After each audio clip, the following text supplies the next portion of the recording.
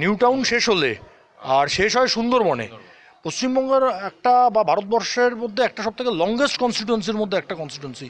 আপনি শুধু শাসন বলছেন কেন, আমি অনেক জায়গাতে এখনও যেতে পারিনি। আমি তো দেগঙ্গাও এতদিন যেতে পারিনি, কিন্তু সেদিন দেখেছেন দেগঙ্গায় কি অসাধারণ সাইকেল র্যালি হয়েছে। তাই জন্য শাসনেও যাব, সন্দেশখালিতেও যাব, যেখানে যেখানে আমাদের কার্যকর্তারা আছেন, জনগণ আছেন, বসিরহাটের ভোটার আছেন, সব জায়গায় যাব। এখনও তো 3 সপ্তাহের উপর সময় আছে। আজকে আপনি নমিনেশন দিতে যে শোভাযাত্রা করে এলেন, তাতে বেশ প্রচুর মানুষ এসছে, যেমন তেমন আর একটা জিনিস, ওখানে ডিজে বক্স বাজছিল, এবং যেখানে কমিশন দ্বারা যে গানটি আপনাদের নিষেধ করে দেওয়া হয়েছে সেই গানটিও বাজছিল বাবুল সুপ্রিয়।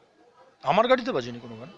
আপনার যে সে এখন 200-250 বোধহয় গাড়ি ছিল, এবং তার মধ্যে প্রচুর গান বাজনারও গাড়ি ছিল। এখন কোন গান কোথায় বেজেছে আমার জানা নেই, কিন্তু আমার গাড়িতে কোনো গান বাজেনি। আমাকে জিজ্ঞাসা করেও কেউ গান বাজেনি। গান বাজানোর অধিকার সকলের আছে।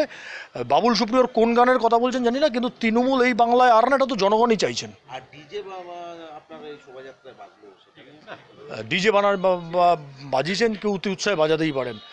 এখন যদি রাজনীতির মঞ্চে নাচ গান করছে লোকজন, আমি তো নয় ডিজে বাজিয়েছি, কি অপরাধ করেছি?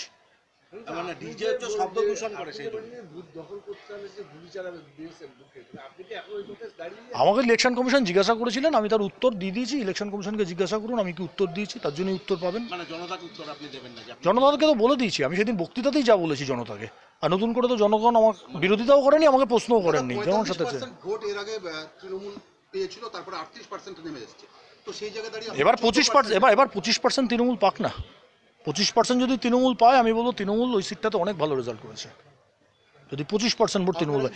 এখনও উত্তরবঙ্গের যতগুলো আসনে ভোট হয়েছে, একটি আসনে তৃণমূল জিতছে না, এবং প্রায় সবকটি আসন বিজেপি জিতছে। প্রথম ক্ষেপেই তো তৃণমূল হারতে শুরু করেছে। দেখুন না কি পরিস্থিতি কোথায় দাঁড়ায়। সুন্দরবন হোক আর কুচবিহার হোক, তৃণমূলের হার অবধারিত।